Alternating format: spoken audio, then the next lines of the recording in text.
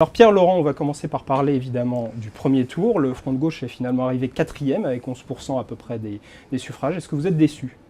Pas du tout. C'est un résultat très important et très prometteur pour la suite.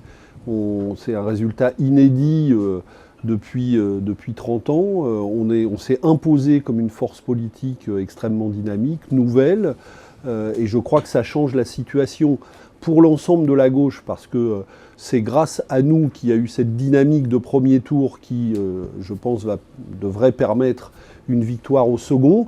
Et puis ça change la situation, excusez-moi, à gauche, et on va pouvoir mener un débat et continuer le débat sur les orientations dans la politique de la gauche. Donc c'est un résultat encourageant. C'est effectivement un bon score quand on compare au score des 30 dernières années, mais on est quand même en deçà des prévisions des instituts de sondage qui vous mettaient au coude à coude avec Marine Le Pen.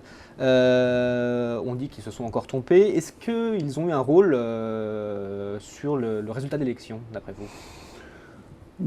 J'ai envie de dire malheureusement, effectivement, il y a toujours un pouvoir d'injonction des sondages. Les gens se situent par rapport à ça, calculent parfois leur corps défendant en fonction de ça.